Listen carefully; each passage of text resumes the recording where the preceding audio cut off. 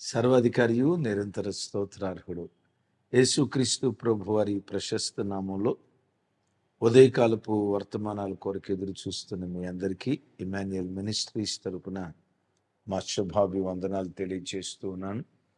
క్రీస్తునందు మాకు అత్యంత ప్రియమైన దైవజనమ, ఎలా ఉన్నారు? కుటుంబంలో కుటుంబ సభ్యులందరూ క్షేమంగానే ఉన్నారు కదూ? ఈ వారమంతా ప్రతి అరుణోదయపు దినాలు లేచి ప్రార్థన చేసుకున్నారా? కుటుంబంలో ప్రతి సాయంత్రం కుటుంబ ఆరాధనలు జరిగాయా? మంచిది. ఈరోజు శనివారం కదా, ఉదయం 10 గంటలకి ఉపవాస ప్రార్థన. ఒక దివ్యమైన వర్తమానం పరిశుద్ధాత్ముడు సిద్ధపరిచారు. ఈ ఉదయం నేనే వర్తమానం పరిశుద్ధాత్మ ప్రేరేపణ ద్వారా అందించబోతున్నాను. కంటి శాస్త్రం. నీ సమస్యలన్నిటినీ పరిష్కరించే శాస్త్రం ఇదే. విన్నారా? కంటి శాస్త్రం. లోకంలో చాలా శాస్త్రాలు ఉన్నాయి. వాస్తు శాస్త్రం అని, కంటి శాస్త్రం అని, బల్లి శాస్త్రం అని, కప్ప శాస్త్రం అని. అయితే ఈరోజు ఒక శాస్త్రాన్ని గురించి మీతో పంచుకోవాలని పరిశుద్ధాత్మ చేత ప్రేరేపించబడ్డాను. కంటి శాస్త్రం. నీ సమస్యలన్నిటినీ పరిష్కరించే శాస్త్రం ఇదే. ఉదయం 10 గంటలకు ఉపవాస ప్రార్థనలో అందించబడబోతున్న వర్తమానం. మంచిది. రేపు ఆదివారం కదా, ఒక చిన్న ప్రశ్న. సంవత్సరానికి 52 ఆదివారాలు, 53 కొంచెం అటు ఇటు, ఒకటి అటు ఇటుగా, ఇప్పటికీ 48 ఆదివారాలు అయిపోయినాయి. రేపు రాబోయేది 49, 50, 51, 52. ఇంకా 4 సండేలు ఉన్నాయి. ఒక చిన్న ప్రశ్న. ఈ 48 ఆదివారాల్లో ఒక్క ఆదివారం కూడా మిస్ కాకుండా ఫుల్ అటెండ్ అయిన వాళ్ళు, ఒక్క సండే కూడా మిస్ కాకుండా ఎంతమంది 48 ఆదివారాలు క్రమం తప్పకుండా వెళ్ళారో కింద కామెంట్ బాక్స్లో రాయండి. ఇంకా 4 ఆదివారాలు ఉన్నాయి. తప్పకుండా సమయానికి సకాలానికి మందిరానికి వెళ్ళండి. రేపు ఆదివారం కదా, మన ఇమాన్యుయల్ మినిస్ట్రీ సెంట్రల్ మందిరంలో కమ్యూనియన్ సర్వీస్, బ్రాంచ్ మందిరంలో ఉప్పల్లో కూడా కమ్యూనియన్ సర్వీస్. 3 దివ్యమైన వర్తమానాలు సెంట్రల్ మందిరంలో పరిశుద్ధాత్ముడు సిద్ధపరిచారు. తప్పకుండా ఆశతో రండి, ఆకలితో రండి. 5:45 ఫస్ట్ సర్వీస్, 8:30 సెకండ్ సర్వీస్, 11 గంటల 15 నిమిషాలకి థర్డ్ సర్వీస్. తప్పకుండా పాలు పంపులు పొందండి. దూర ప్రాంతాల్లో ఉన్నవారు మీ మందిరాలకు వెళ్ళి తప్పకుండా తర్వాత అయినా లైవ్ చూడాలని ప్రేమతో మీకు మనవి చేస్తూ ఉన్నాను. మంచిది. ఒకసారి అమెరికా దేశంలో అత్యంత ధనవంతులు ఆ స్థలంలో ఆసీనులై ఉన్నారు. ఆసీనులైన ఆ అత్యంత ధనవంతులను చూసి సభికుడు ఓ మాట అడిగారు. మీరు పుట్టిననాటి నుండి నేటి వరకు ఎన్నో సంపాదించుకున్నారు. మీరు సంపాదించుకున్న వాటిలో అత్యంత విలువైనది ఏది? కార్లు సంపాదించుకొని ఉండొచ్చు. ఆ కార్లలో అత్యంత ఖరీదైన కార్లు సంపాదించుకొని ఉండొచ్చు. విల్లాస్, అపార్ట్మెంట్స్, ఫ్లాట్స్, కంపెనీస్, ఎస్, రకరకాల వాటిని, నెక్లెస్, గోల్డ్, డైమండ్, రకరకాల ఆస్తిపాస్తులు మీరు సంపాదించుకున్నారు కదా. మీరు సంపాదించుకున్న వాటన్నిటిలో అత్యంత విలువైనది ఏది అని సభికుల్ని ఆ కన్వీనర్ అడిగారు. చాలామంది లేచి, వాళ్ళు మల్టీ మిలియనియర్స్, బిలియనియర్స్, వాళ్ళు లేచి మాకు పలానా ప్రాంతంలో ఇన్ని కోట్ల రూపాయల ప్రాపర్టీ ఉంది, పలానా ప్రాంతంలో వేల కోట్ల రూపాయల ప్రాపర్టీ ఉంది, మేము సంపాదించిన వాటన్నిటిలో అది అత్యంత విలువైంది, ఇది అత్యంత విలువైందని వాటి వివరాలు చెప్తూ ఉన్నారు. వారిలో ఓ భక్తి కలిగిన క్రైస్తవుడు, ఆయన పేరు John Van Maker. John Van Maker గొప్ప వ్యాపారవేత్త. దరిదాపుగా 2,000 కోట్ల డాలర్లకు ఆస్తిపరుడు. 2,000 కోట్ల రూపాయలు కాదు, 2,000 కోట్ల డాలర్లకు ఆస్తిపరుడు, మహా గొప్ప సంపన్నుడు. ఆయన లేచి, నేను పుట్టిననాటి నుండి నేటి వరకు నేను ఎన్నో సంపాదించాను, పలానా చోట ఇంత ఖరీదైన భవంతి ఉంది, పలానా చోట ఇన్ని ఎకరాల ప్రాపర్టీ నాకుంది, నా ఆస్తి అంతా లెక్కిస్తే దరిదాపుగా 2,000 కోట్ల డాలర్లు దాటుతుంది. ఇది ఆ రోజుల్లో 2,000 కోట్ల డాలర్లు దాటుతుంది. ఆయన మాట్లాడుతూ నేను సంపాదించిన వాటన్నిటిలో అత్యంత విలువైన దాని గురించి చెప్పాల్సి వస్తే అప్పుడు నాకు 11 సంవత్సరాల వయసు. సండే స్కూల్కి వెళ్తూ ఉండేవాడిని. ఆ వెళ్తున్న దినాల్లో $2.75 పెట్టి $2.75 పెట్టి పరిశుద్ధ గ్రంథమైన బైబిల్ నేను కొనుక్కున్నాను. నేను సంపాదించిన వాటన్నిటిలో అత్యంత విలువైనది పరిశుద్ధ గ్రంథమైన బైబిల్. దీనికి సమమైనది, దీనికి సాటి అయినది, దీనికి పోటీ అనేది ప్రపంచంలో మరొకటి ఏదీ లేదు. వెండి కంటే, బంగారము కంటే, మేలిమి బంగారము కంటే నా దేవుని వాక్యం అత్యంత విలువైనది అని చెప్తూ నేను ఈ స్థితిలో నిలవబడటానికి, ఒకప్పుడు zero, now I'm hero, zero నుంచి నన్ను హీరోకు లేవనెత్తింది పరిశుద్ధ గ్రంథమైన బైబిలే. నన్ను ఈ స్థితిలో నిలవబెట్టింది దేవుని యొక్క వాక్యమే అని చెప్తే కూర్చున్న సభికులంతా కర్రతల ధ్వనులతో తుప్పు పట్టిపోయే వెండి బంగారాలు విలువైనవని మేము సమాధానం చెప్పాం.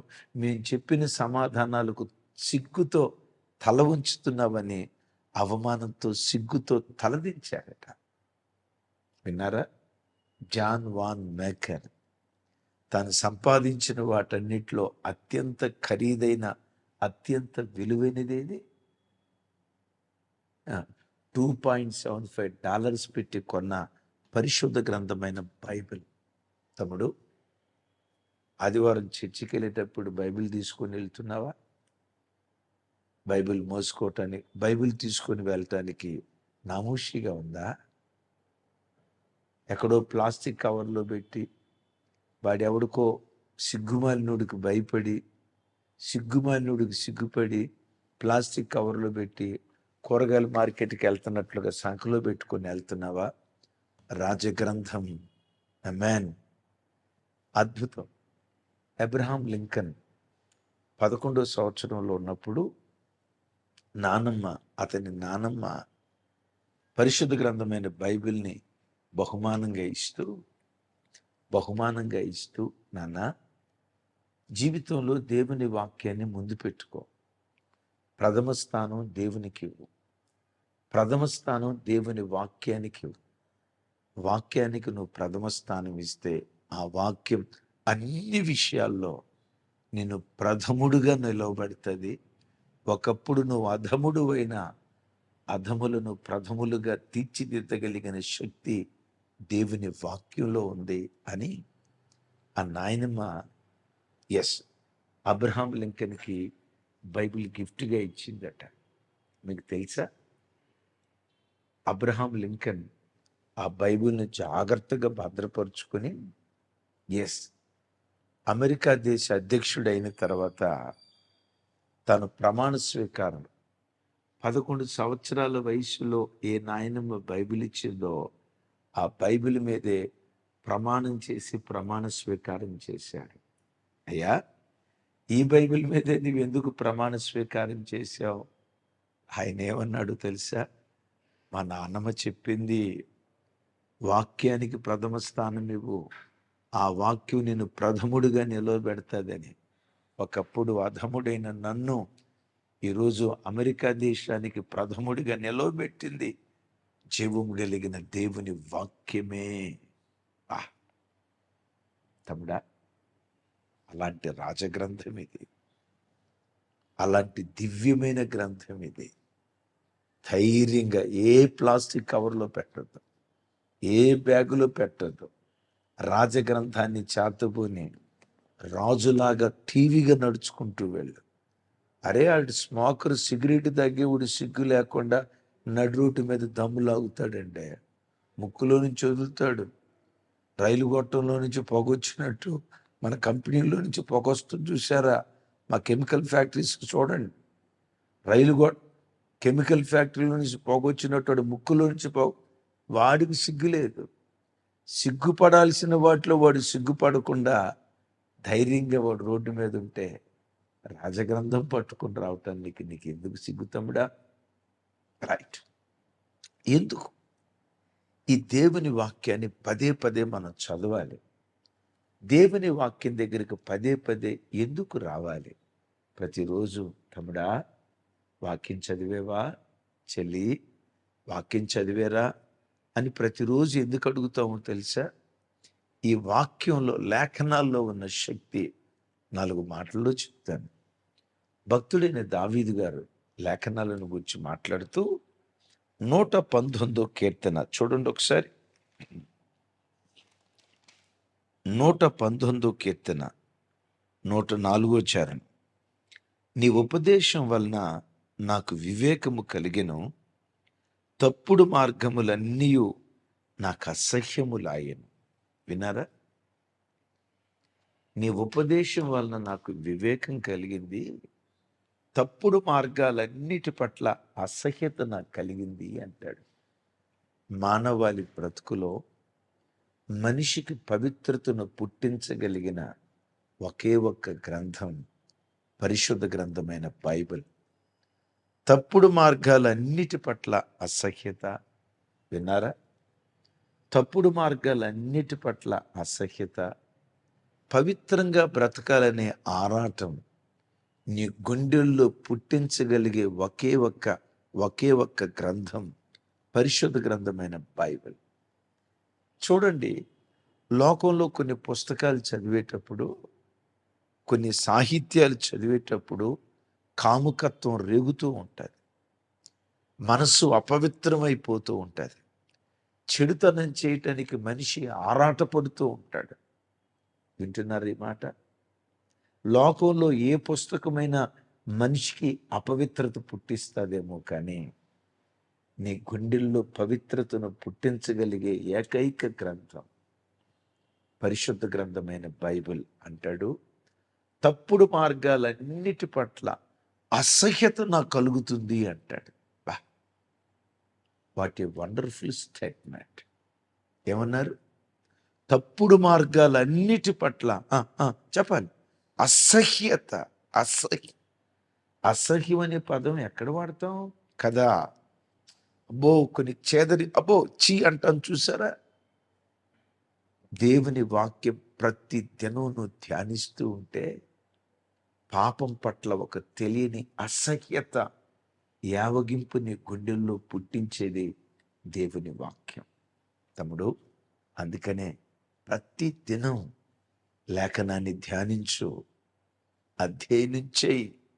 ప్రతి అపవిత్రత పట్ల నీకు అసహ్యత కలుగుతుంది. అందుకనే కీర్తనలో చూస్తాం కదా, నీ ఎదుట నేను పాపము చేయకుండానట్లు నా హృదయములో నీ వాక్యమును ఉంచుకొని ఉన్నాను. ఏమన్నాడు అంటే, ఒక వ్యక్తి పాపం చేయకుండా ఒకని పవిత్రునిగా కాపాడేది వాక్యానికి మించేముంది? అందుకనే దైవజనమా, పవిత్రతను పుట్టించే దేవుని వాక్యం ఎప్పుడు నీ చేతిలో ఉండాలి. పవిత్రతను పుట్టించే దేవుని వాక్యాన్ని దివారాత్రులు నువ్వు ధ్యానిస్తూ ఉండాలి. రైట్. రెండవది, లేఖనాల ద్వారా మనకేం కలుగుతుందో తెలుసా? ఆదరణ కలుగుతుంది. అపోస్తులైన పౌలు వారు రోమా సంఘానికి ఉత్తరం రాస్తూ ఓ చక్కటి మాట మాట్లాడతారు. చూడండి, రోమీయులకు రాసిన పత్రిక 15వ అధ్యాయం 4వ వచనం నేను చదువుతాను. ఎలయనగా ఓర్పు వలనను లేఖనముల వలని ఆదరణ వలనను మనకు నిరీక్షణ కలుగుటకై. సరే, చాలా విషయాలు ఉన్నాయి. లేఖనముల వలని ఆదరణ. లేఖనం పవిత్రతను పుట్టిస్తుంది. రెండవది, లేఖనం ఆదరణ పుట్టిస్తుంది. కృంగిపోయిన స్థితిలో దేవుని వాక్యం చదివితే గుండెల నిండా ధైర్యం, ఆదరణ, ఓదార్పు. మనుషుల మాటలు భయాన్ని మరధికం చేస్తాయి. మనుషుల మాటలు నీ గుండెల్లో భీతిని మరెక్కువ చేస్తాయి. నీ గుండెల్లో ఉన్న కలవరం అంతటిని తీసేసి గుండెల నిండా ధైర్యం, ఆదరణ అనుగ్రహించగలిగిన ఏకైక గ్రంథం పరిశుద్ధ గ్రంథమైన బైబిల్. లేఖనాల ద్వారా ఏం కలుగుతుందట? ఓ రోజు ఓ దైవ సేవకుడి దగ్గరికి అపాయింట్మెంట్ అడిగి, అయ్యా మిమ్మల్ని కలవాలి, మా సమస్యలు చెప్పుకోవాలి అని అపాయింట్మెంట్ అడిగారు. సరే, దైవ సేవకుడు అపాయింట్మెంట్ ఇచ్చారు. అప్పుడు వచ్చారు. ఈలోపు సేవకుడు ఎవరితోనో మాట్లాడుతున్నారు. పాపం వాళ్ళ బాధ చెప్పిందే చెప్పి ఈ వచ్చినటువంటి వ్యక్తులు అర్ధగంట, 30 గంట వెయిటింగ్ హాల్లో వెయిట్ చేశారు. సేవకుడు ముందుగా వచ్చిన వాళ్ళతో మాట్లాడుతున్నారు. వీళ్ళు అలా బైబిల్ చదువుకుంటూ ఖాళీగా ఉండటం ఎందుకని లోకాసువార్త అలా చదువుతూ, భయపడుకుడి, ఆకాశ పక్షుల కంటే మీరు శ్రేష్ఠులు కారా, మీ తల వెంట్రుకలన్నీ లెక్కించబడ్డాయి. విన్నారా? మీ తల వెంట్రుకలన్నీ లెక్కించబడ్డాయి. ఆ మాట దగ్గర ఆగారట. దేవుడు ఏమి లెక్క పెట్టాడట? తల వెంట్రుకలు. తమ్ముడు, చెల్లి, మనం లెక్కించని వాటిని కూడా దేవుడు లెక్కించాడు. మనం మనసు పెట్టని వాటి మీద కూడా దేవుడు మనసు పెట్టాడు. చాలాసార్లు మీరు నేను తలదూకున్నాం. మీలో ఎవరైనా తల వెంట్రుకలు లెక్కేశారా? మీ తల వెంట్రుకలు నీకు తెలుసా? నీ తల వెంట్రుకలు ఎన్నో తల వెంట్రుకలు కూడా దేవుడు లెక్క పెట్టాడు. దేవుని ఆజ్ఞ లేకుండా నీ తల వెంట్రుకల్లో ఒక్కటి కూడా రాలదు. భయపడుకో. దేవుని ఆజ్ఞ లేకుండా నల్ల వెంట్రుక తెలుపు వెంట్రుక కాలేదు. చూస్తారు కదా బైబిల్లో. ఆ మాట చదివి గుండెల నిండా ఆదరణ పొందుకొని, ఈ దేవుడు తల వెంట్రుకలు కూడా లెక్కించినోడు కదా, ఎంత గొప్ప దేవుడు మాకుండగా ఎందుకు మేము కలవరపడాలని ఆ వాక్యాన్ని బట్టి దైవ సేవకుల్ని కలవకుండా వెళ్ళిపోయారట. సేవకుడు ఒక గంట తర్వాత, వాళ్ళకి ఒక అర్ధగంట తర్వాత ఫోన్ చేశాడు.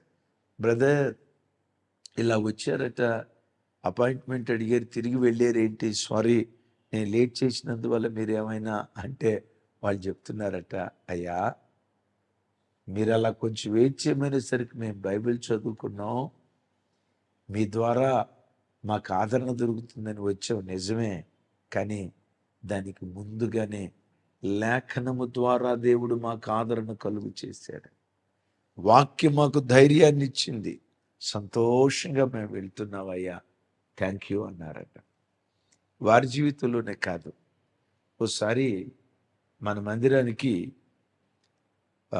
మందిరానికి రెగ్యులర్గా వస్తున్న కుటుంబాల్లో కుటుంబం చార్లెస్ అన్నని, ఆయన టీచర్ గారు, మంచి భక్తి కలిగిన కుటుంబం.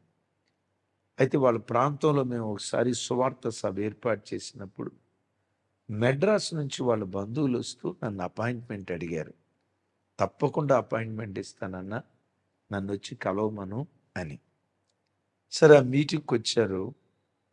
నీ గాయములు నేను మాన్పేదను అనే వర్తమానం యూట్యూబ్లో ఉంటుంది. ఇప్పటికి కొన్ని వేల మంది విన్నారు. నీ గాయములు నేను మాన్పేదను అనే వర్తమానం ఆ రోజు ఆ స్థలంలో అందించాను. అయితే నా దగ్గర అపాయింట్మెంట్ తీసుకున్న బెడ్లో కలవకుండా వెళ్ళిపోయారు. నేను అడిగాను, చార్లెస్ అన్న, వాళ్ళు వచ్చి కలుస్తానని అపాయింట్మెంట్ తీసుకున్నారు కదా, ఏంటి కలవకుండా వెళ్ళిపోయారంటే, ఆయన చెప్పిన మాట ఏంటో తెలుసా? సావుకుని ఏమేమి అడగాలని వచ్చాము, ఏ ఏ సమస్యలు సేవకునితో మేము చెప్పుకోవాలనుకున్నామో మా ప్రతి సమస్యకు లేఖనాల ద్వారా ఆ, చెప్పాలి, లేఖనాల ద్వారా ప్రతి ప్రశ్నకు దేవుడు సమాధానం చెప్పాడయ్యా. ఆదరణకు ఆదరణ దొరికింది, గైడెన్స్కి గైడెన్స్ దొరికింది, మేమెక్కడ దిద్దుబాటు చేసుకోవాలో దిద్దుబాటుకు దిద్దుబాటు దొరికింది. వాటన్నిటికి మించి గాయాలు మాన్పుతానని దేవుడు వాగ్దానం చేశాడు కదా. దేవుడే మాకు మాట ఇచ్చిన తర్వాత రైట్, ఆ వాక్యాన్ని బట్టి ఆదరణ పొంది మేము తిరిగి వెళ్తున్నాం అని చెప్పారట. తప్పుడు కృంగిన స్థితిలో నిన్ను ఆదరించేది దేవుని వాక్యం కాదంటావా?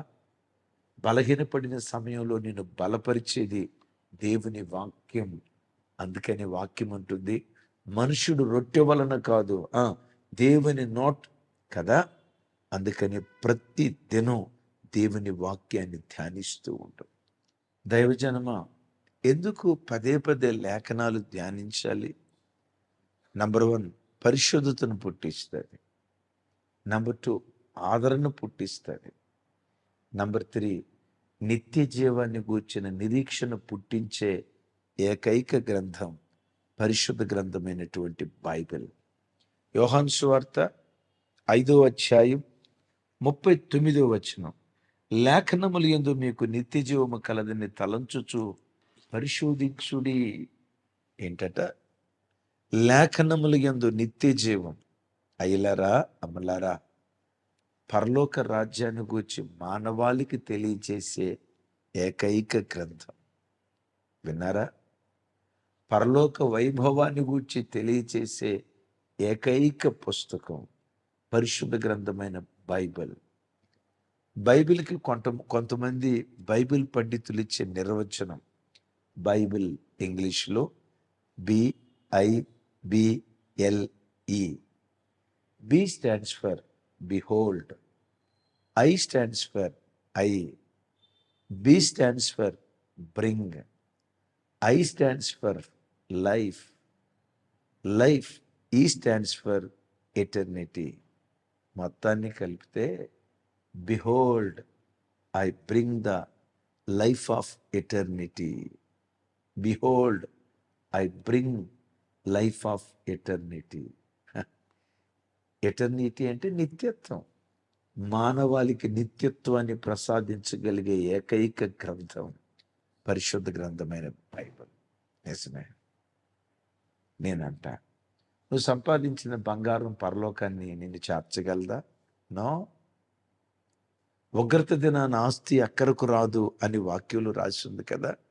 నిన్ను నన్ను పరలోకానికి చేర్చగలిగే గ్రంథం, రాజగ్రంథం పరిశుద్ధ గ్రంథమైన బైబిల్. అందుకనే ఆ భక్తుడని ఉంటాడు, అయ్యా నువ్వు సంపాదించిన వాటన్నిటిలో అత్యంత విలువైనదేది? కార్లా? 7 అంతస్తుల భవంత? 7 ఎకరాల పొలమా?